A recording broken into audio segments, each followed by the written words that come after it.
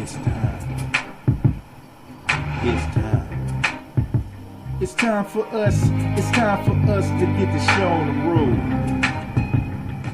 It's time. It's time. It's time for us.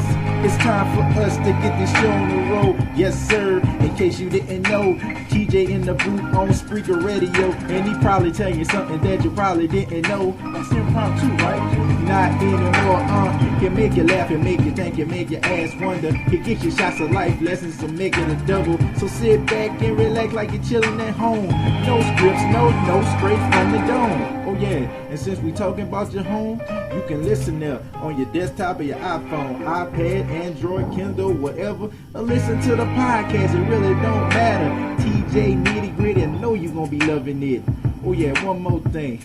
We global, bitch. We global, bitch. Look, yeah, it's time. It's time. It's time for us. It's time for us to get the show on the road. Yes, sir. Dreadhead Productions presents TJ Nitty Gritty. You probably already know, but I'm gonna tell you anyway. We glow. Yeah.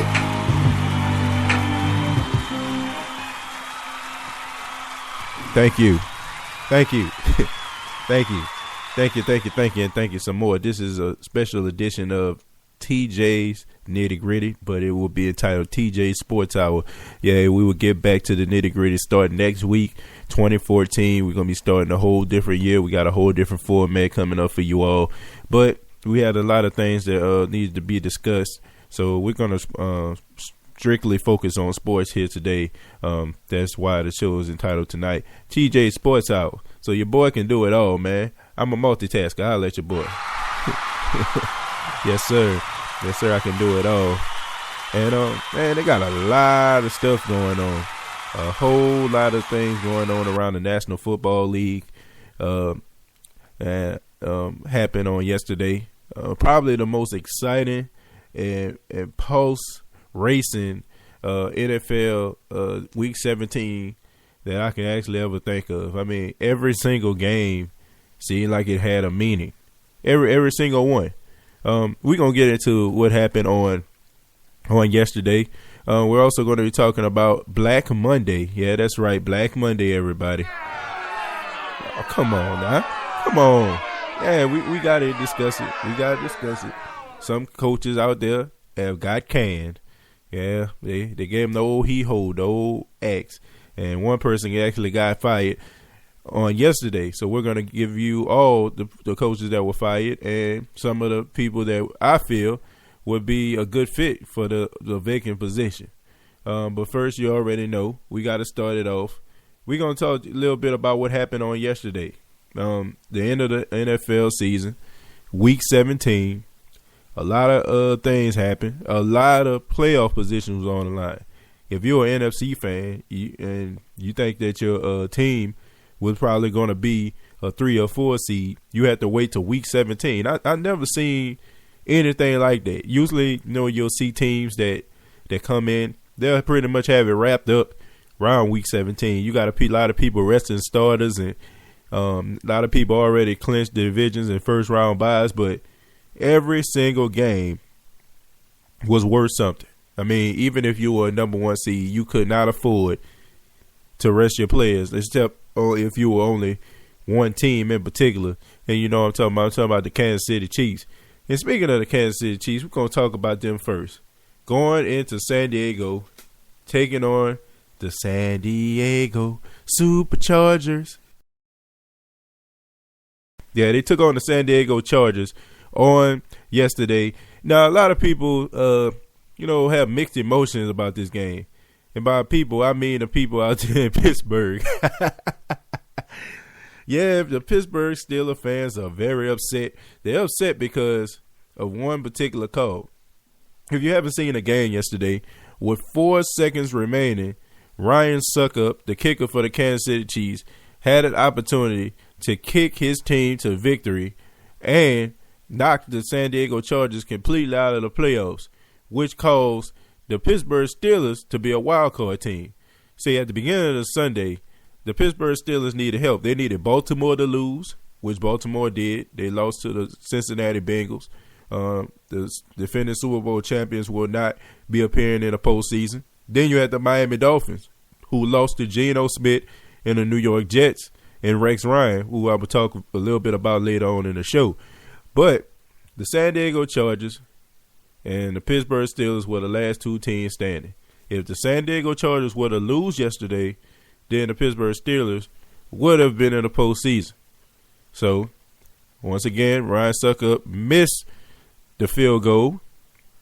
But later on, the next day, the officials in the NFL Association sent a letter out to the Pittsburgh Steelers, and as well as a press statement saying that the San Diego Chargers on that play had 6 men lined up to the right hand side of the ball, which is the illegal formation, which should have caused Ryan Suckup to get a second chance of kicking a field goal. It should have indeed been 4 seconds left on the clock, and Ryan Suckup had opportunity to make a field goal from the 18-yard line, basically similar to an extra point. But it caused the game to go into overtime, which the San Diego Chargers end up winning the game, which, stamped their position into the postseason. Now, I'm going to say this about the Pittsburgh Steelers fan. This is what I got to say about y'all. Come on, man. Now, how can you be mad at a team who didn't even play their starters? The Kansas City Chiefs were the only team that were already cemented in the number 5 position. They could not go up. They could not go down.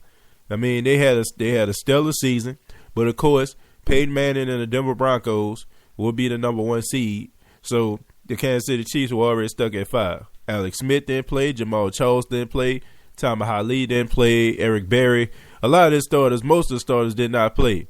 So the JV Kansas City Chiefs team took the field. You're looking for the JV Kansas City Chiefs team to actually lead your team, into the playoff, help, give you some help. Look, I say this to all the Pittsburgh Steelers fans. Too little, too late. You start the season off, you look absolutely terrible, and then you're able to go on some kind of winning streak, which, is impressive. After you started off 0-4, it's pretty impressive for you all to try to, come back and try to weather the storm. But the fact is, you had opportunities. You had 16 games to get it right. You didn't have to depend on the Kansas City Chiefs team to try to get it done for you. The fact of the matter is, you should have handled business on your own. Like I was listening to Colin Cowherd, which you can find on ESPN, ESPN.com. But Colin made a good, interesting point. I don't really too much agree with Colin Cowherd from time to time, but I will say this. He had a very interesting point. He said, don't look for your neighbors to pay your bills for you. Pay your own bills. And he had a point. The point is, you could have handled business, you could have got it done, but you did not get it done. And you didn't get it done, quite frankly, because, you waited too late in the season in order to try to go on some kind of winning streak. Your defense didn't play good all season. They're a bit of a shadow of themselves. The offense, it took a little bit late to go. I think Mike Wallace, they missed him, even though Antonio Brown has had a remarkable season. He really stepped up in that position. But, from the injuries of Le'Veon Bell, from the lack of the running game, from, the defense, being a shell of themselves, you were unable to get it done. And you can't rely on the Kansas City Chiefs JV team in order to get you where you need to be. You had to handle business yourself, and you didn't handle your business. So therefore, you're on the outside looking in. And now since we focus on the San Diego Superchargers, San Diego Chargers, who I believe are the dark horse of the AFC. If you think about it, the San Diego Chargers have beaten the Denver Broncos twice. I'm gonna say that again. The San Diego Chargers have beaten the Denver Broncos twice. 2 of those losses that the Denver Broncos have are because of the San Diego Chargers. Now, a lot of people don't think San Diego Chargers are that threatening. But let me tell you something. Phillip Rivers has really come into his own this season. He's really becoming a quarterback that everybody thought that he could be. You have to give props to the new head coach of the San Diego Chargers. You have to give props to the defensive line. I mean, you lose some quality players. You lose Dwight Freeney, who's out for the season, and you're basically trying to pick up the pieces. No Sean Phillips, gone, didn't play. I mean, you got a lot of people, who thought that the San Diego Chargers were just going to be the same old Chargers. But Phillip Rivers has really stepped up and really become the quarterback that everybody thought he would be. It's good to see that the San Diego Chargers have finally got it together. And I swear, being a number 6 seed, it's not a definite just because you got a first round bye that you'll go ahead and try to go through the postseason and just cruise through it. I'm going to say that the San Diego Chargers are going to make a whole lot of noise. And it's going to start with the Cincinnati Bengals on this Saturday. That's going to be on NBC starting at 3 o'clock. But the fact is, the San Diego Chargers, they're a good team. I got them at least going to the AFC Championship, playing against probably Tom Brady and the New England Patriots. Will they get past New England Patriots? That's another story. But I think that the San Diego Chargers will make a whole lot of noise this postseason. And staying in the AFC, we had a game that, from the Indianapolis Colts. The Indianapolis Colts basically, sealed the deal in the AFC South. The AFC South is just downright terrible. I mean, it was basically the Indianapolis Colts playing themselves. I mean, Jacksonville Jaguars, nobody expect them to be a good team. They've been terrible all season. They was able to win some games. The Tennessee Titans, we don't even know if they're going to have Mike Munchak as their coach or they're going to have a new coach next year. Shouts out my boy Terry. I know he praying that Munchak get fired. And then lastly, you have that train wreck that's down there in Houston, the Houston Texans, which a lot of people at the beginning of the season had these guys as the number 1 team and could be, playing in a Super Bowl. But boy, what a difference a year makes. Losing 14 straight games. Your coach have a stroke on the sidelines. Then later on, he comes back and get fired. Then you have Wade Phillips, who comes in and acts as an interim coach, and it doesn't mean absolutely anything. The Houston Texans, that is one terrible, dumpster fire, if I can think of a word. What a terrible, terrible season that the Houston Texans have been having. But I will say this, the Houston Texans, they have the number 1 pick in the draft. They already sold that up. Of course, a lot of people think that they're going to go quarterback. My thought is, y'all going to have to wait for that. When we focus on the Indianapolis Colts, they already clinched the AFC South.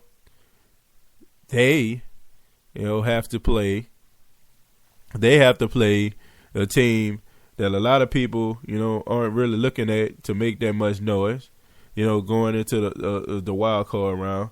But I say this, the Indianapolis Colts, they got it. It's kind of funny. A lot of people look at the Indianapolis Colts and they don't think they're too threatening. But let me tell you something. The Indianapolis Colts have beaten the Seattle Seahawks. The Indianapolis Colts have beaten the Denver Broncos. The Indianapolis Colts have beaten the San Francisco 49ers. Now, I know a lot of people say, that was with Reggie Wayne. But let me tell you something. That young player, the player that's by the name of Andrew Luck, that guy's for real. Now, I'm not going to lie to you. When I first heard of Andrew Luck, didn't really think that much of him. Didn't really, I was like, oh, man, maybe he's all hype. They always try to hype up a guy talking about he's the next this, the next that. Guy's the real deal. And for a quarterback that doesn't have an offensive line and still your team goes into 11-5, they're 6-2 at home. They beat the Jacksonville Jaguars, who probably already phoned it in 30-10 yesterday. And they're going into the playoffs on a high note. I believe that the Indianapolis Colts could win some football games. I feel like they can get the job done. I feel like Andrew Luck, is a leader. I feel like he only have just scratched the surface of what he can actually be. And if you give him an offensive line and maybe another weapon, on a wide receiver tip, I think that the Indianapolis Colts will indeed be a force to be reckoned with. And I want everybody to think about this. The Indianapolis Colts are in a rebuilding stage. If you look at the Indianapolis Colts from when Peyton Manning was the quarterback of this team, there were more finesse. We're going to, protect Peyton Manning as he picks your defense apart and he drives the offense downfield. Now they're more of we're going to play some good defense and we're going to run the football. Now running the football, it's kind of iffy at times. Trent Richardson, I'm not going to lie to you, at Cleveland Brown trade looking more and more like the Cleveland Browns were making some sense in that trade. He's definitely not what a lot of people thought he would be. A lot of people thought he would be better. You can blame that on a new scheme or something like that. I don't know. But the fact of the matter is Trent Richardson is not the a running back. A running back. It's not the running back that we all thought that he would be. It's actually Donald Brown out of UConn, who's actually the starter, and he's actually making a lot of noise. And, of course, Andrew Luck making plays with his arm, making plays with his leg, and a defense, Dwight Freeney, who had the most sacks this season by any defensive player. He's the leader of that team. We already know that Dwight Freeney is no longer there. And they play good defense, and they get the job done, and I feel like they can beat people. They can be a force to be reckoned with in this postseason as well. Do I think they're going to make it, past the first round? It remains to be seen. It wouldn't surprise me. The Indianapolis Colts have beaten some of the league's elite. Matter of fact, they beat both number one seeds in the NFC and the AFC. So you can say that the Indianapolis Colts are for real. I would think so. I don't know about you. When you think they're for real? I honestly think so. The Indianapolis Colts have a home game. Excuse me, I've been under the weather. The Indianapolis Colts, they have a home game, and they're going up against a team where a lot of people believe, should have won the AFC West if Peyton Manning wasn't playing as well, and that's the Kansas City Chiefs. Now, the Kansas City Chiefs, let's focus on them for a minute. The Kansas City Chiefs, they win 9 straight games before they go up against Peyton Manning and they lose, which is, there's nothing to be ashamed of. The Kansas City Chiefs are a really good team. They're really good. They're awesome. From top to bottom. Then Andy Reid comes in, and Andy Reid, fired by Philadelphia. It was time for a change. It's a reason why, he was fired and hired so fast. Because Andy Reid, you can make an argument, one of the top 5 head coaches in the league. I know he led the team to 5 NFC championships, and by them I mean the Philadelphia Eagles. They never got the job done. They never won a Super Bowl. But sometimes, it doesn't mean that you're a bad coach because you can't lead your team to a Super Bowl every year. The man generated results. The man made Donovan McNabb. He resurrected Michael Vick's career. And he made some good draft picks. And he made a lot of people successful and made the fan base of Philadelphia, feel good about themselves. A lot of people say that Andy Reid, he was washed up, he wasn't as good. But look what the Kansas City Chiefs are doing. In this game, they playing the Indianapolis Colts. I feel like, that's going to be one hell of a game. Both teams have real good defenses. You got one quarterback in Alex Smith who doesn't make many mistakes. Then you have Andrew Luck, a quarterback of the future. So it's going to be one heck of a game that's going to be played on NBC Saturday at 3:30. So I feel like the Indianapolis Colts, will they win that game? I got the Chiefs in that one. I think the Chiefs are going to win it because the Kansas City Chiefs are just a all-around good team. They have Jamal Charles, who's been playing some good football. I'm not just talking about for fantasy points-wise. The guy can catch the ball out the backfield. He can run in between the tackles. You have some quality football players on the Kansas City Chiefs. I say it all the time. When you lose as many years as the Chiefs have, and you get those top 10, top 5 picks year after year, eventually they're going to start working for you. So the Kansas City Chiefs are just, reaping the rewards of all that losing. So the Kansas City Chiefs, I got them beating the Indianapolis Colts just because I believe that the Indianapolis Colts offensive line will not be able to hold up Andrew Luck. And in the playoffs, I'm sorry, Indianapolis Colts fans, but we all know you can't just come back in the playoffs. I know a lot of the fourth quarter comebacks, second half comebacks that Andrew Luck has illustrated on the football field, and it's spectacular that a player that young can bring a team back. But being honest, in the postseason, you got to play your best game of football. And the Kansas City Chiefs, even though they lost, because I feel like they gave that game away because they were playing with their junior varsity team. Let's just be honest about that. The Kansas City JV football team took the field on yesterday. So, Kansas City Chiefs, they're going to be ready to play. I got them winning that game in Kansas City. We got the first round buys. That's going to be the Denver Broncos and the New England Patriots. Man, before I move on, man, what can you not say about the New England Patriots that hasn't already been said? Man, my goodness. I mean, it seems to me no matter who they put on the field, it seems no matter who they decide that they're going to roll with on Sunday, they're going to generate results. A lot of people made a big deal, Aaron Hernandez at the beginning of the season. He's in jail right now, because of the whole murder thing. I won't say whole murder thing. That sounds insensitive, but, he's in jail, on a murder charge.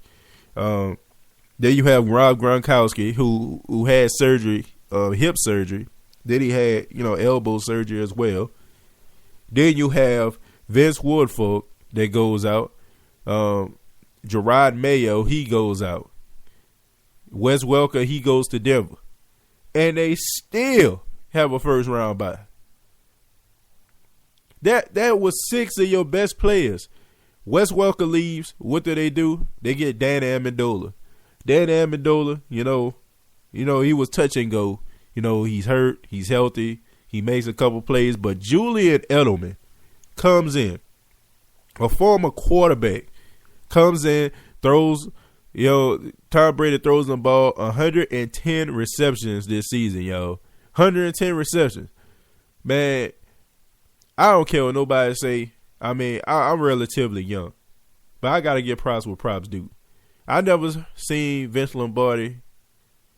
I was a little bit too young to know about the whole Bill Walsh thing, the Jimmy Johnsons, the younger Joe Paternos and Bobby Bowdens. But Bill Belichick is by far the best NFL coach I have ever seen. I mean, yeah, I know a lot of people's like, oh man, I've seen Lombardi, I didn't seen Walsh, but I haven't seen them. But I have seen Belichick. This man can win with anybody. You want to get rid of my running back? Okay, let's plug another running back in here. Oh, Ben Jarvis Green Ellis, you want to leave? Fine. I mean, we're going to get LeGarrette Blount. I mean, come on. We're going to get Stephen Ridley. I mean, we're going to get Shane Vereen. Who are these guys? Okay, I know what LeGarrette Blount was. I mean, we all know about LeGarrette Blount. I mean, what made him famous? He stole off on that guy from Boise State, which made him, a household name basically for the wrong reasons. But, Stephen Ridley, unless you a big SEC fan, Shane Vereen, hey, come on now. You don't know these guys. Running back by committee, wide receiver by committee, no Gronk, no Hernandez, no Woodfuck, no Mayo, but still getting results, still have a first round bye. So you have to give credit and you got to give homage to the man. Bill Belichick is the truth. And I don't know what the New England Patriots, I don't know if they're going to end up in a Super Bowl, but just the thought of them having a first round bye after all the injuries they sustained this season, after losing Wes Welker, you got to give props where props due. The Denver Broncos, let's give a shout out to my homeboy Peyton Manning. You know what I'm saying? We're going to give a shout out to Peyton. You know what I'm saying? What a hell of a season he's had. A remarkable season for a remarkable quarterback and a remarkable human being. And 55 touchdowns, 5,477 yards. He breaks Drew Brees' single season passing record by only 1 yard. Man, a lot of people, y'all don't understand. A lot of people wrote Peyton Manning off for dead. Do y'all understand this? A lot of people wrote him off. Wrote him off like as if he wasn't going to be the same man. 4 neck surgeries. The Indianapolis Colts decided to give him up, give him to the Denver Broncos for Andrew Luck because they felt like he wasn't going to be the same player. But I have to say that they were right. He was better. You want to get rid of me? Okay, I'll go out here and I'll make one of the greatest offensive juggernauts in the NFL. I'll go out here and I'll throw more touchdowns than I ever threw in the Indianapolis Colts uniform. I'll go out here and I'll throw for more yards than I ever have in an Indianapolis Colts uniform. You're going to remember that the day that you got rid of me. The Denver Broncos are the number 1 seed, and they are a very, very, very capable team. They're very capable of going to the Super Bowl. Now, do I believe they're going to the Super Bowl? No. And it's not because of Peyton Manning. It's because of the suspect secondary. That's right. The suspect secondary, I don't feel like they've been tested.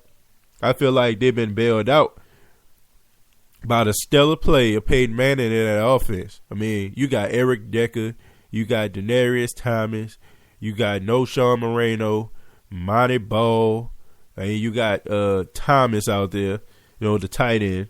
I mean, you got some great offensive weapons. And that defense know that it can make mistakes because, hell, Peyton's going to come out here and illustrate an 80-yard drive. I know I got beaten coverage, but he's about to go out here and throw a 60-yard bomb to Denarius. It's no problem. The fact is, we're in the playoffs. We all know you got to play your best football. And when I see the Denver Broncos, they only go where Peyton Manning leads them. When Peyton Manning struggles, the Denver Broncos struggle. So I feel like you play your best game of football in the postseason, you're going to be seeing defenses that you've never seen before. People are going to throw things at you that you have never seen. I don't feel like the Denver Broncos are going to be able to make it. Unfortunately, it's been one hell of a season for Peyton Manning, but I don't have them going to the Super Bowl.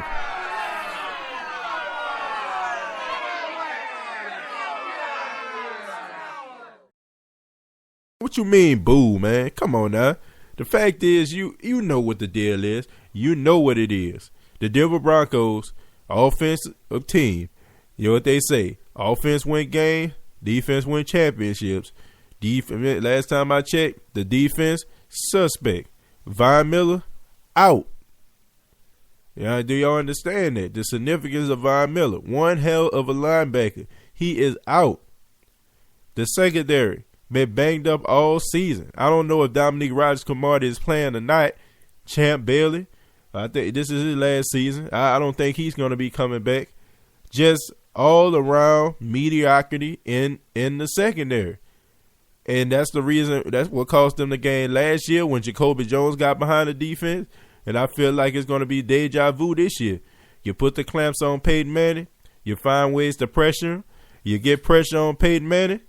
You got yourself a playoff win, ladies and gentlemen. And I don't feel like the Denver Broncos have what it takes to get the job done. Moving on to the NFC. We're going to talk a little bit more about the NFC. playoff picture. We're gonna talk about some of the games. We'll talk about some of the NFC games that happened on yesterday. We're gonna talk about what happened with the Dallas Cowboys, and we're gonna talk a little bit about some of the coaches that got fired. Do I believe they should have got fired? This TJ Sports Hour. I want y'all to just sit back and think for a second, yeah? You know what I mean? Now, there's a lot of haters out there hating on people, relationships and stuff.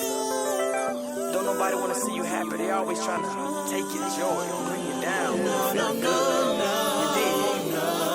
But you got to be the one to sit by your mate and say, I'm going to be with you no matter what. You know what I'm saying? Fuck it, I did wrong, you did wrong too. You know what I'm saying? But we gotta put up with each other's shit. The easiest thing to do is leave. You did. Anyway, check this out. Yeah. I don't wanna lose this relationship, so we gotta stay strong. Don't wanna move on. I know you're sick and tired of the fussing and the fighting and the cussing, but I love you and you love me too.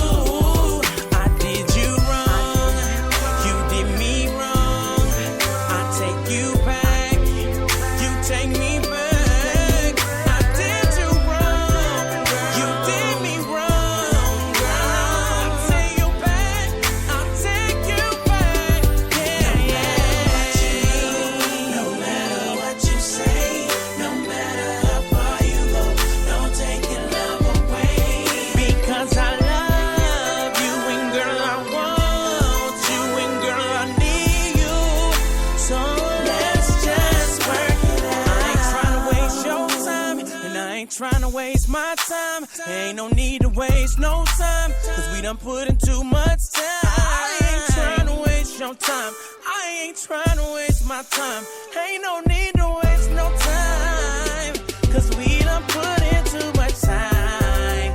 When you're in a relationship, the easiest thing for you to do is to leave. You gotta stick it out and work it out and stick it out and work it out and stick it out, cause at the end of the day, I did you wrong, you did me wrong.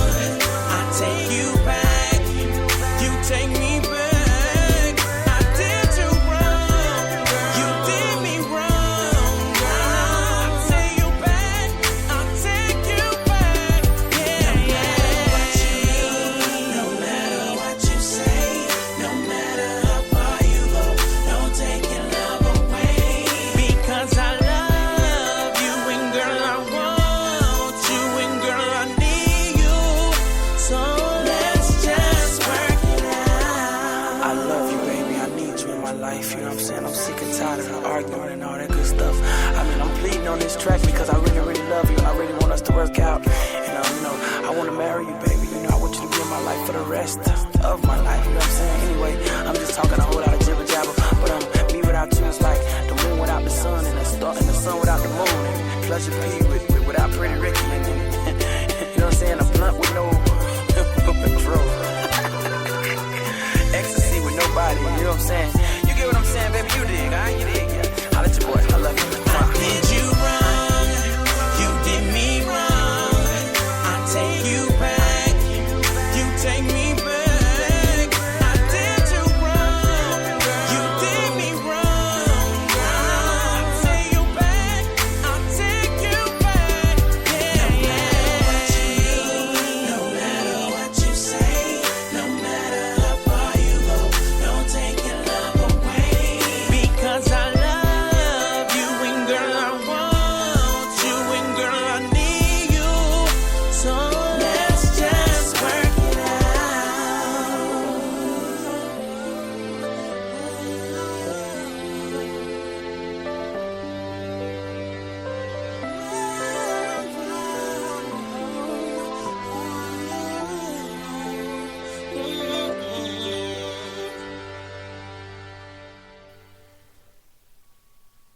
Yeah, this is TJ Sports Hour. TJ in the booth with you.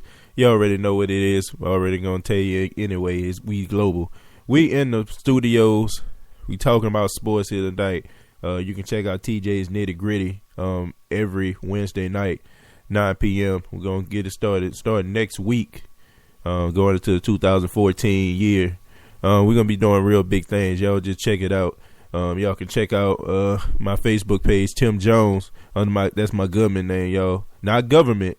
That's my government name, which is Tim Jones. If you have any questions or concerns about the show, you can reach me at tjnittigritty@gmail.com. That's TJ's Nitty Gritty @gmail.com. You can also reach me at TJ's Nitty Gritty on my Instagram page and Gritty TJ on my Twitter if you want to go ahead and follow me. We're talking a little bit about the NFC. First, we talked a little bit about the AFC, and we talked about the playoff picture. I feel like some of those games are going to fare out. I'm going to give you my scores. You might as well go to Vegas with these later on in the show. I'm telling you, y'all better go to Vegas, because fact of the matter is I'm going to let y'all know exactly who's going to win the playoff game, wild card weekend. You can go ahead and get yourself a little bit of bread out there in Vegas, because I'm going to tell you exactly who's going to win and what those scores going to be. Talked about the AFC. Talked about each team, each playoff contender. Now I'm going to move on to the NFC. NFC, it had a little bit more drama to it than the AFC to me. A lot of the places, well, all of the places were not sold up. It was not a guarantee that if you were a number one seed at the beginning of the week in the NFC, that you were going to remain that way. And I start with the number one seed with the Seattle Seahawks. Now, the Seattle Seahawks lost last week. A lot of people were surprised, shocked that the Arizona Cardinals were able to go to the mighty Quest Field. Ooh. Well, a lot of people get a whole lot of trouble. A team that has not lost in Quest Field in 2 years. Russell Wilson, quarterback of the Seattle Seahawks, has never lost a game in Quest Field. And they lost last week to the Arizona Cardinals. So, a lot of people felt like, they had to get it done. And they did get it done, beating the St. Louis Rams 27-9. Clinching the NFC West, and they will be the number one seed in the playoffs. They have a first round bye. They have home field advantage throughout the playoffs. And let me tell you something. A lot of teams are shaking in their boots because they have to go up there and deal with that mighty 12th man. Tell y'all something about Quest Field. Quest Field was actually constructed by a guy who worked at NASA. And it's true story. A guy who worked for NASA, architecturally structured Quest Field. And they made it so that the fans can be as if they're actually on the field. And the place is so loud that it almost sounds like a jet taking off.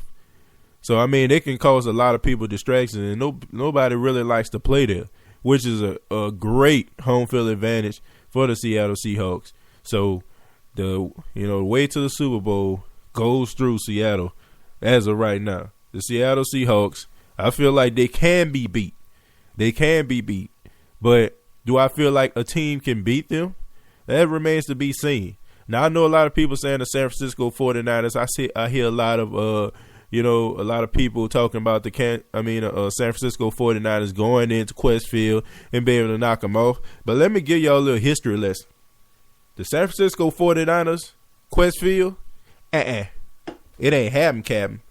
The fact of the matter is the San Francisco 49ers on Quest Field got their ass whooped, by Seattle. And I hate to be so vulgar, but let's just be honest. They got the stuffing beat out of them.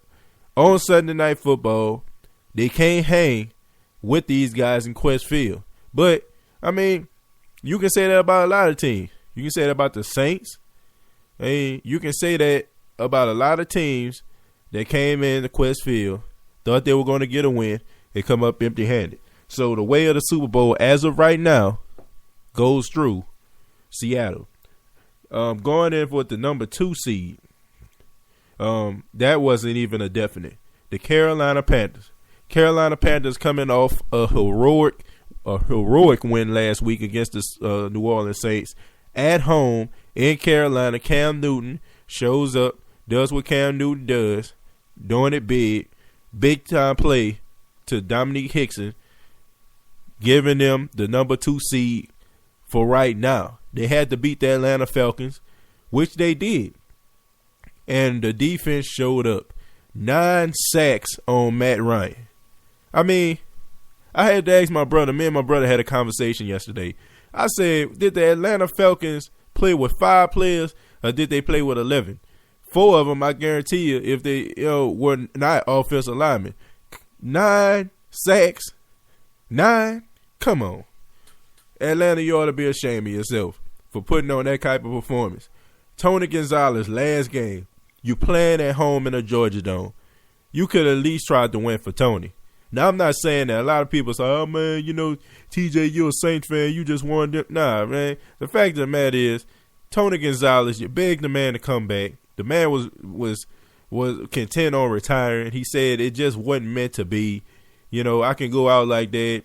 I can a few seconds away from going to the Super Bowl. It's just not meant to be. You begged the man to come back, and you put on a sorry performance throughout the year. Making the man wonder why they even come back in the first place. But they should have won the game for the man, and they could have. They had the ball the last possession, and a lot of mistakes. But that goes to show you right there. I mean, that speaks volumes about the Atlanta Falcons season, full of mistakes, errors, conflomas, and faux pas. So, anyway, the Carolina Panthers get it done by the score of 22-21. So they will be the number 2 seed, first round bye, and they get at least one home playoff game in the divisional round of the playoffs. Do I think that the Carolina Panthers can run the table? And this is going to surprise a lot of people. I think that the Carolina Panthers can go to the Super Bowl. I know a lot of people like, huh? What? Yeah, I think that the Carolina Panthers can go to the Super Bowl. And I'm going to tell you why. Carolina is the only team that I feel like can match up against the San Francisco 49ers physicality and the Seattle Seahawks physicality. I mean, the Carolina Panthers beat the San Francisco 49ers in a defensive struggle. They played Seattle at the beginning of the season, but I don't really feel like they really grasped or understood, what they actually had. I don't feel like they were a completely different team than what they are now. I feel like they could go up to Quest Field, play grimy, play that downright dirty, smash mouth defense against a Seattle Seahawks football team. I think that they can run the table. I think that they can make their way to the Super Bowl, and play against the AFC team. Because I feel like defensively, Luke Kuechly, and I don't know, Hardy, this guy had 4 sacks yesterday, y'all. 4. I mean, these guys are just a force to be reckoned with. And Thomas Davis coming off 3 ACL surgeries. 3. I mean, I don't know what they're doing these days. But shouts out to James Andrews. 3 ACL surgeries, and this guy is playing at a high level. You cannot run a screenplay on Thomas Davis or Luke Kuechly. Those 2 guys are tackling machines. Machines, people. I feel like the Carolina Panthers can get the job done. Will they get the job done? Hey, I have to say, it wouldn't surprise me to see them going all the way to the Super Bowl. And the NFC continues. We talk about the number 3 seed, the game that was decided on last night in front of a worldwide audience. The Philadelphia Eagles taking on the Dallas Cowboys. The Dallas Cowboys, for the 3rd straight year, have a win or go home situation. If they win, they win the NFC East. They did it against the New York Giants, right? They lost. They played against the Washington Redskins. Win or go home. And they lost. So what do you think that happened to him last night in a win or go home situation? Duh. They lost. They lost, man. Oh my goodness. What can you say about the Dallas Cowboys that hasn't already been said already? Stuck in mediocrity. I promise you, you cannot make this stuff up. Jason Garrett, in his 3 full seasons as the head coach of of the Dallas Cowboys, is 24-24. I only have one thing to say about that. Yes, sir. Terrible. Downright terrible. 24-24. You talking about mediocre. It does not get more mediocre than that. The Dallas Cowboys, yet again, let it slip through their cowboy fingers. Kyle Orton, backup quarterback, comes in. Tony Romo, back surgery, out for the season. And I'm going to say this. And I know a lot of people say, man, you about to start talking. No, I'm not. The Dallas Cowboys played the best game that they played all season, defensively and offensively. I will agree. Kyle Orton came in and he did exactly what he was supposed to do. He was a backup. He made plays down the field. They ran the football. The defense even made stops from time to time. But when it mattered most, the Dallas Cowboys do what the Dallas Cowboys always do, and that is break the hearts. Break the hearts of the Cowboy Nation. So therefore, the Philadelphia Eagles, under new head coach Chip Kelly, will be hosting a playoff game wild card weekend. Let me tell you something about the Philadelphia Eagles. That is a scary team. That's a very scary team. A lot of people they don't know what to think about it, but Nick Foles, the guy doesn't make mistakes. I'll be the first person to say that I'm a Nick Foles apologist. I mean, I seen, Nick Foles when he was playing at Arizona. Honestly, I thought he was okay. I didn't think he was going to be, a playmaker, a starting quarterback in the league. I thought he'd be a backup at best. I didn't think that he was going to play as well as he had. But 27 touchdowns, 2 interceptions, second all time to only Aaron Rodgers in quarterback rating, yo. Now, the top 4 consist of Aaron Rodgers, Nick Foles, Peyton Manning, and Tom Brady. Nick Foles is on the list of those quarterbacks. And need I say more? That's elite. That's elite company right there, yo. But Nick Foles has got it done. 7 touchdowns against the Oakland Raiders. I know a lot of people say, they played Oakland, but still, that's pretty damn impressive. I don't care who you're playing against. 7 touchdowns is pretty impressive. Nick Foles, Shady McCoy, who a lot of people are saying right now he's arguably the best pure football player in the National Football League. He won the rushing title. That's the reason why he had that little toy belt, world heavyweight title belt he had across his shoulder on yesterday. The man gets the job done. Riley Cooper, I know it has a lot of scrutiny in regards to him at the beginning of the season. Everybody know about that situation, so we not going to even address it anymore. But the fact is, a lot of people talking about running Riley Cooper out of town. I wonder how those people feel now. Riley Cooper has been a playmaker down the field. Not the fastest guy in the world, but is able to use that body to come up with some big plays. Then you got Brett Selleck. You got Jason Avant, the veteran. And you got Deshaun Jackson on the outside that can take the top off of defense. I tell you right now, that's a very dangerous team. And Chip Kelly, probably one of the most intelligent, young, rookie coaches that I've seen. He's going to be a force to be reckoned with in the National Football League. They only scratch the surface also.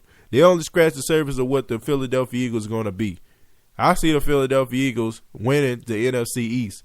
So these teams in the NFC East, they need to step their game up. We're going to talk about them a little bit later. But the fact is, the Philadelphia Eagles will be hosting a playoff game Saturday night against a team that, I got to say, by far, the most bipolar football team that I've seen in a very long time, and that's the New Orleans Saints, which I'm going to get into a little bit later.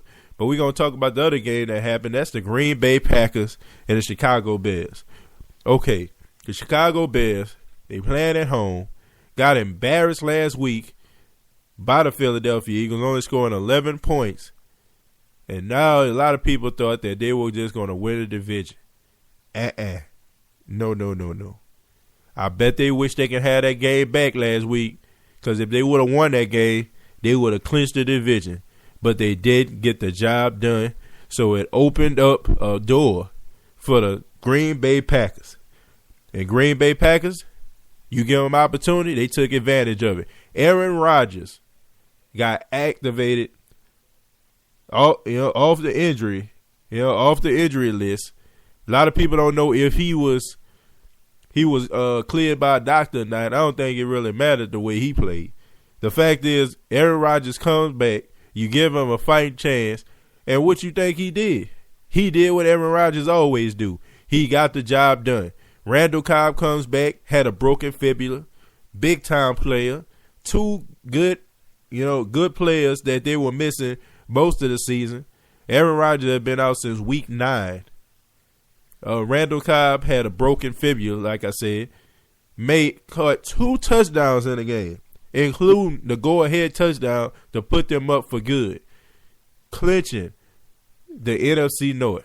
And I know that the Detroit Lions fans are kicking themselves right now. The Detroit Lions football team, y'all need to kill yourself. Y'all had this season in a palm of y'all hands. Jay Cutler, out. Aaron Rodgers, out. Y'all had the most complete team in the NFC North. We ain't even counting the Minnesota Vikings. That was just terrible this season. Y'all had it in the palm of y'all hands, and you didn't get the job done. But congratulations to the Green Bay Packers, a very dangerous team with Aaron Rodgers. Don't think that they'll make it all the way to the Super Bowl, because they have questionable defense. A questionable defense. No Clay Matthews, he's done. The secondary, they're not the same secondary they was when they made that Super Bowl run. Tramon Williams, that was a long time ago. Sam Shields, that was a long time ago as well. The Green Bay Packers, it wouldn't surprise me if they beat the San Francisco 49ers since they playing at home. But I got to say, I don't see them running the tables. So, San Francisco fans, y'all better get ready, because Aaron Rodgers is there, and he could put up some points. And finally, I got to talk about the team that, last but not least, first in my heart, and that is the New Orleans Saints. The New Orleans Saints, my goodness, like I said, the most bipolar football team that I have ever seen. The New Orleans Saints beat the Tampa Bay Buccaneers 42-17. Ain't nobody even saying nothing about it. Nobody even saying anything about, the Saints, man, they beat. Nah, because we all expect it to happen. The Saints at home averaged 30 points a game. Drew Brees in the Superdome averages 2 touchdowns. Okay? He averages over 300 yards in the Superdome. The Saints, under Sean Payton, in the last 2 years, we're not counting the bounty year, when Sean Payton has been there, the Saints are 16-0, because you got to count the 13-3 season. You got to count the 12-4 season, which they went to the playoffs, and that's the one they lost to the 49ers. But they did not lose a game in 2 years under Sean Payton, excluding the bounty year. Now they go on the road, 3-5 on the road, 2 games below 500, averaging 18 points a game on the road. The New Orleans Saints, by far, Jekyll and Hyde. Jekyll and Hyde. That's exactly it. That's the only way I can describe them. A Jekyll and Hyde team of the New Orleans Saints. The New Orleans Saints go on the road against the Philadelphia Eagles. Cold weather, and a lot of people not even talking about them. Saints are the only dome team, for the exception of the Indianapolis Colts. But the Indianapolis Colts already proved that they can win outside. The New Orleans Saints are the only dome team in the NFC playing outdoors. They're the 6th seed. In order for the Saints to go to the Super Bowl, they have to win every single game on the road. So basically, you have to win by being something that you have been very mediocre in, and that's being an away team. The New Orleans Saints, I got to take my Homer hat off, and I got to be I got to be a broadcast journalist in this. I don't see the Saints beating the Philadelphia Eagles. I know a lot of people like, oh, now look, come on now, y'all cut that out. Look, the fact of the matter is, the New Orleans Saints have not proved to me that they can actually win a game on the road that's significant.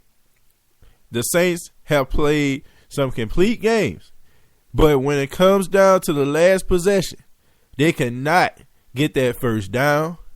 They cannot run that football in order to seal the deal, and the defense cannot make that final stop. The Saints against the Carolina Panthers played 59 minutes of great football defensively. When it mattered most, they laid an egg. So I think that the New Orleans Saints, I'm sorry to say this, will be 0-6. 0-6 going into the next season. I'm sorry. 0-6 in the playoffs. 0-6. I know a lot of people like, oh man, I gotta get your who they call up. Nah, man. I'm a big Saints fan. But you also gotta be a realist about it. You know, I mean, you can't if somebody just showed you, you know, if somebody just showed you a duck, you know what I'm saying, is acting like a duck, walking like a duck, talking like a duck, you know, you're going to assume that it's a duck. You ain't going to think it's a rooster. So what I'm saying is, I see a beak, I see some feathers, and I'm hearing something go quack. The fact of the matter is, the New Orleans Saints have not proved to me that they can win a big game on the road. So why should I be surprised in 28-degree weather? By the time the game's in, it's going to be 26 degrees. That a dome team from the South, who proved, you know, who allowed the New York Jets to beat them, for God's sake. You know, who allowed a team like the St. Louis Rams to beat them with no starting quarterback, no Tavon Austin. I mean, just downright destroyed. You know, they haven't proved to me that they can get the job done. So I don't see the Saints winning. I see the Philadelphia Eagles going to the divisional round, possibly playing, playing against the Carolina Panthers. So I gotta tell you, sorry to say that, Saints fans, but I gotta be honest. I gotta be honest. But speaking of honesty, you got to be honest. You know, some of these firings that took place around the National Football League, not too surprising. Some surprised me. Some surprised me. I'm gonna start with okay. I'm gonna start with some of, you know, the firings that a lot of people thought were going to take place, and I'm going to start with the New York Jets because a lot of people always, you know, they want to start with New York since it's a big media market, all that kind of stuff. So we're going to start in New York, where everybody want to talk about. I'm going to talk about the Jets. I'm going to talk about Rex Ryan. I didn't believe that Rex Ryan was going to get fired. I didn't believe that Rex Ryan was going to be fired because it wouldn't be fair to fire Rex Ryan. You draft Geno Smith, Mark Sanchez, basically out for the season.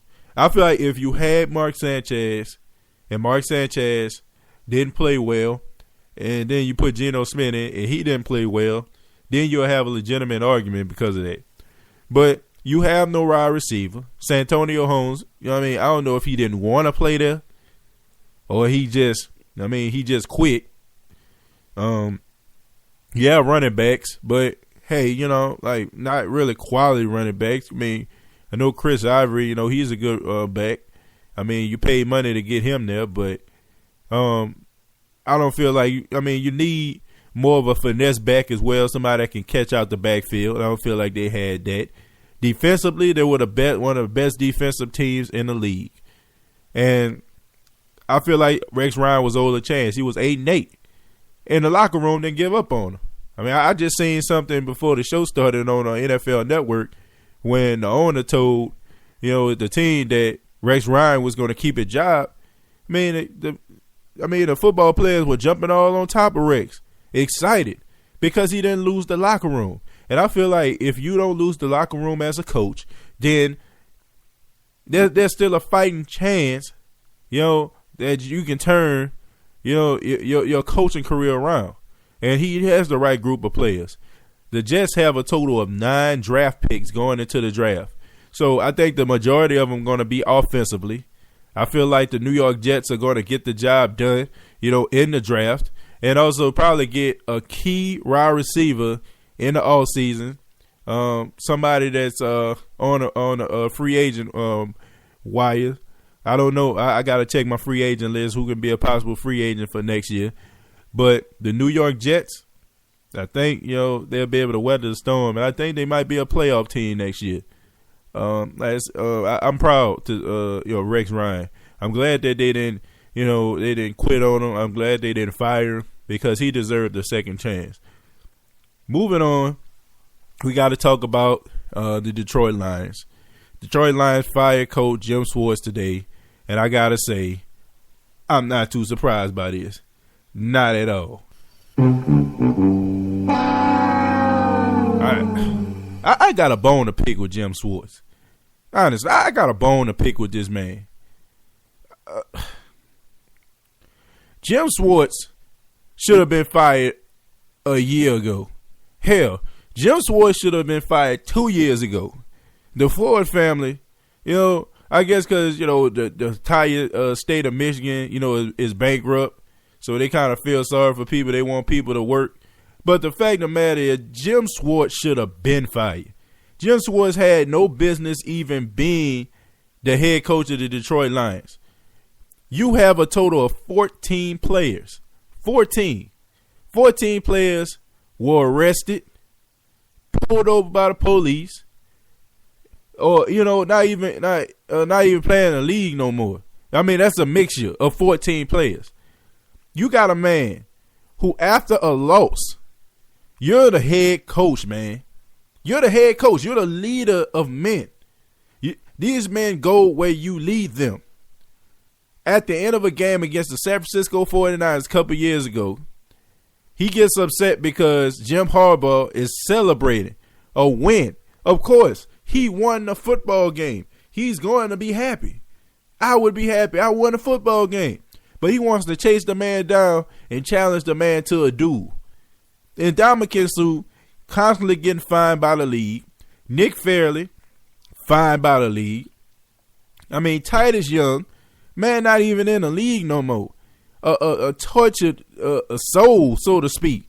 I don't know what's going on with the man.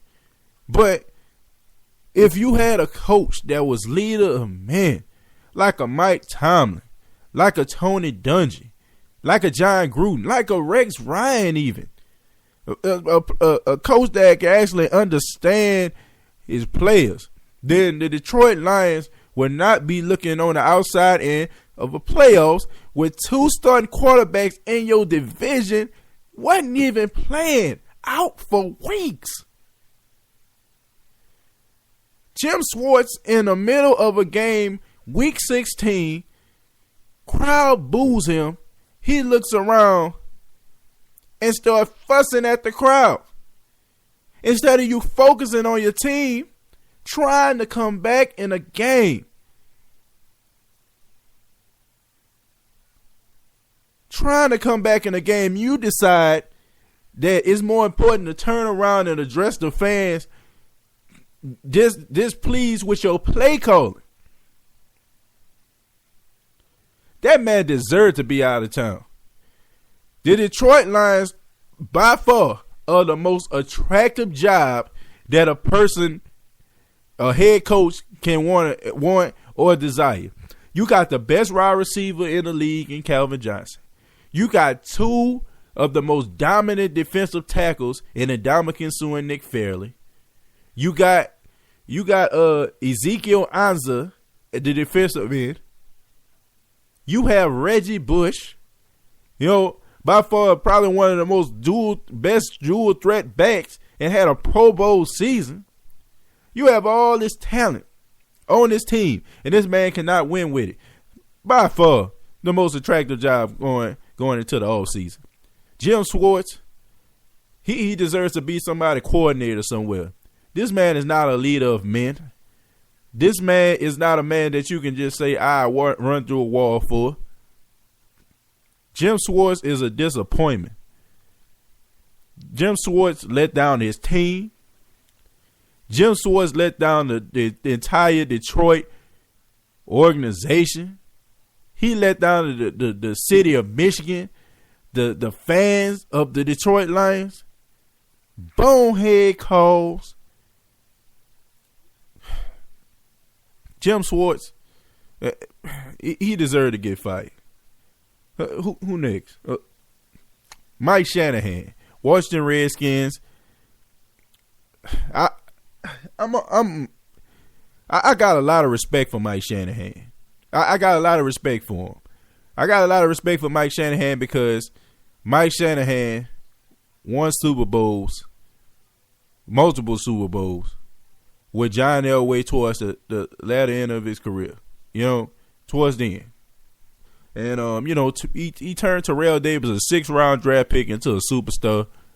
And I don't know if y'all remember back in the days with, the Denver Broncos, but, when people had Clint Portis, they had Quentin Griffin from Oklahoma. I mean, he had basically running back by committee, and they were still winning 13 games. But I feel like Mike Shanahan, I think the league has passed them by. And, I don't want anybody to remember Mike Shanahan, and unfortunately, they will. But I don't want people to remember Mike Shanahan for this Redskin job. I mean, 24-40, Mike Shanahan is much better than that.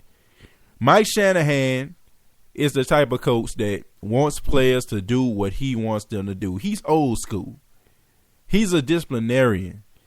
He's the type of guy who's, he's the type of guy, for example, if you have a baby and, you give the baby some Gerber peas. And, kids don't want to eat their vegetables, so the baby keep on, turning his head when you got the spoon next to his mouth. Like, but you want to give this to the baby because it's good for you. And I feel like that's what Mike Shanahan tried to do with the Washington Redskins. But the fact of the matter is, the whole entire Redskins organization or the football team was like, they had their mouths tight. And I'm referring most importantly to the quarterback, Robert Griffin III. Now, a lot of people saying that he had a personal relationship with Bill Snyder. I don't know what that's really all about. But Robert Griffin III, apparently just kind of, zoned out, became disinterested. And for some apparent reason, the young man from Baylor, whose swag was on an all-time high, who came on the first week of week 1 and just dominated last season from start to finish, rookie of the year, just became a shell of himself. It seemed like he started to doubt himself. And I had to believe that it had something to do with Shanahan. I mean, different coaching, different philosophies, different ideals of where they want to go. Robert Griffin wants to go west. Shanahan wanted to go east. And I think it was just time for him to go. Mike Shanahan, I don't want his career to be remembered as a Washington Redskins head coach. I'd rather remember Mike Shanahan for that nice little run he had out there in Denver. Minnesota Vikings, Leslie Frazier, also canned. A lot of people were upset about this, but man, let me tell you something. The Minnesota Vikings, before Leslie Frazier was Brad Childress, he had a little bit of the same issue Mike Shanahan had. Real serious guy. He probably locked his door. Door wasn't always open. Probably had to make an appointment, to talk to him. Leslie Frazier was the complete opposite of that. So he was a player's coach. But being a player's coach sometimes hurts you. And I feel like in this case, it was Leslie Frazier. Leslie Frazier wasn't a coach to me. He was more like your buddy. You want to see your buddy do good. Your buddy, called you out of the bed, say, hey, these suckers won't play me in a game of basketball. Man, let's go hoop. You might not want to play, but you want to win for your buddy. And I kind of feel like that was the case with Leslie Frazier. Leslie Frazier, I don't feel like he really had the team. I don't really feel like he is the answer to the Minnesota Vikings problem. Understandable that he got fired. Very nice guy, well respected around the Minnesota Vikings locker room. So much Adrian Peterson left the facility without even talking to the media. He was so upset. Jared Allen said some kind words about him, saying that he was a good guy. But sometimes nice guys have to finish last. Sometimes nice guys don't get the job done. And, unfortunately, Leslie Frazier had to lose his job. Leslie Frazier, good coach. But, good human being. But not a good head coach. And, Minnesota Vikings had to go in another direction. All right, this is one that actually kind of shocked me. The Cleveland Browns coach, Rob Shazinski.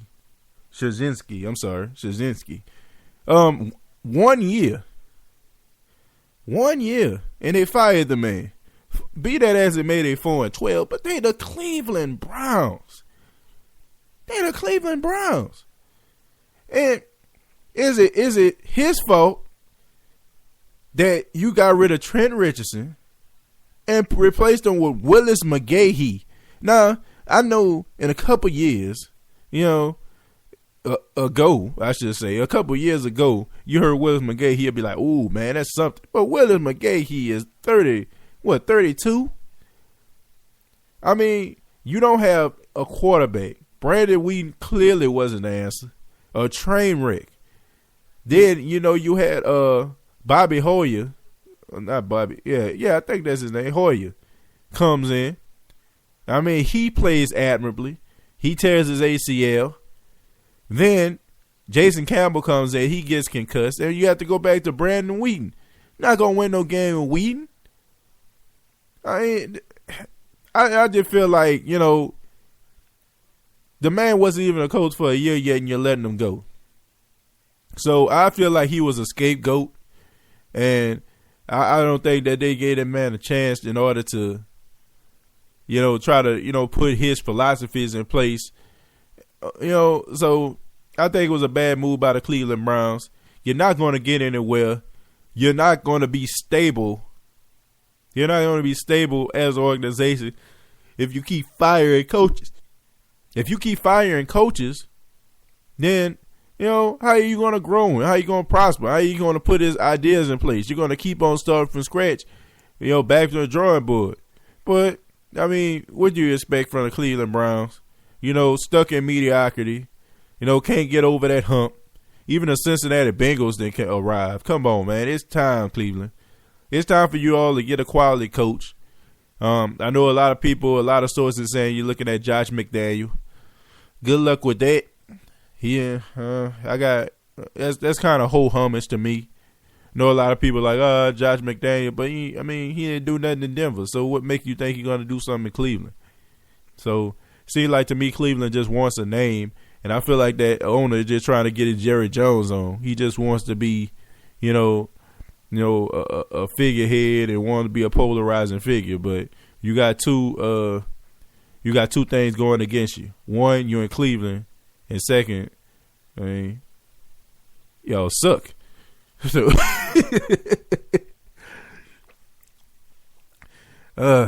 man, Tampa Bay Buccaneers get rid of Spagano. Spagano is gone. So I think that I don't think a lot of people were surprised by this. A lot of people thought it might happen towards the middle of the season, but he was able to get his locker room back. They were able to reach understanding. But I think, getting beat 42-17, finishing the season 4-12, I just feel like it was time to let him go. And, I think that Spagano would probably be, happier at a collegiate level. He's a guy who's a disciplinarian. He's a guy who can get, likes to get players in check. Almost like a Nick Saban. I don't think Nick Saban, like you said, he had this real brief stint with the Miami Dolphins. He went right back to the college level. And besides, I think that, the head coach of the Penn State Nittany Lions, he's most likely going to be the new head coach of the Houston Texans. So Spagano might end up being the new head coach of Penn State. He has ties to Penn State. He has what they're looking for. He has that whole disciplinarian type thing going for him. And I think that he can actually get those players coached up and ready to play. Spagano, I just think that, it was a little bit too big for him. Some coaches can actually make that transition like Jim Harbaugh. And looking right now, it look like Chip Kelly has made the transition. But everybody can't make that transition. Some people, some coaches just need to stay on the collegiate level. And Spagano, Schiano. I'm sorry, I keep on Spagano. Greg Schiano he should just stay at the collegiate level. So I feel like he's the guy who, probably be the answer to the Nittany Lions, answers to their prayers, and probably get them to the promised land once they become bowl eligible again in a couple years. Got a lot of disappointments, man. You don't never want to see anybody fired. You never want to see anybody fired. I didn't talk about Dennis Allen. He still has a job. I didn't talk about Mike Munchak. He still has a job. Excuse me. So those are the coaches right now. As of right now, that got canned. I can't say I'm too surprised by some of the moves that were made. I'm just surprised by the Cleveland Browns coach, Shadinski. I think he deserved a second chance. I don't feel like they should have just let the guy go. I think it was a little bit too premature. You really don't know what the guy has yet.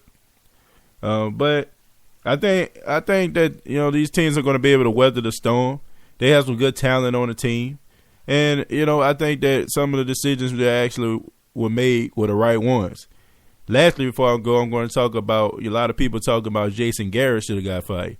I don't think that Jason Garrett should get fired, and I don't think that he should be in the discussion of getting fired. I think because the Dallas Cowboys are such a high-profile team, they want that to be. But, let's just be honest. Everybody know what Jason Garrett is. He's a puppet. Jason Garrett, is a guy who actually listened to Jerry Jones, allowed Jerry Jones to do what he wants to do. And, he can't really do what he wants to do. It's not his personnel. It's Jerry Jones' personnel. He has to coach around the personnel that Jerry Jones gives him. So I don't think that they're fair to say that Jason Garrett should be fired because, 8-8, that's Jerry Jones 8-8. That's not Jason Garrett. I guarantee you, if you allow a smart coach like Jason Garrett to go somewhere else, bring his own team, bring his own coordinators, his own coaches with him, I guarantee you'll win some football games. I like Jason Garrett, philosophies. I think he's a smart guy.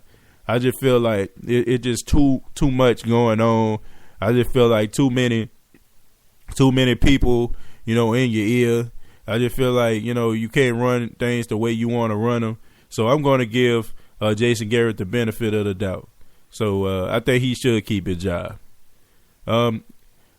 So the NFC wild card picture looks like this. Starting at 3:30, the Indianapolis Colts will be taking on the Kansas City Chiefs, and that will be on NBC. Followed by that will be the New Orleans Saints taking on the Philadelphia Eagles at 7:10. Then the game in the AFC, you have the Cincinnati Bengals. The Cincinnati Bengals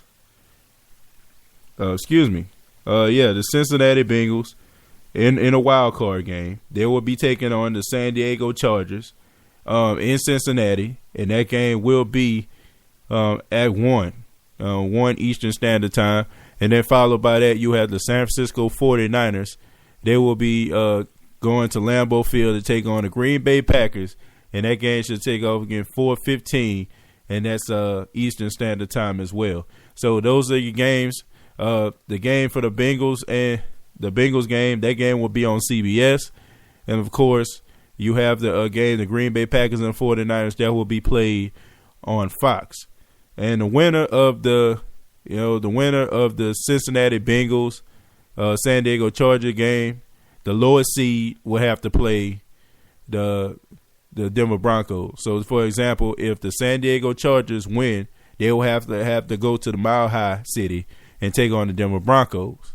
If the New Orleans Saints just so happen to talk about, talk against what I'm saying and want to speak, want to be against it and say, hey, Tim, we're going to show you we're going to win against Philadelphia Eagles, they will have to go up against the Seattle Seahawks in Quest Field in the divisional round. And I don't even have to tell you who that fans, what the Seattle Seahawks did to them in front of a nationwide audience on Monday Night Football. I don't need to remind y'all that.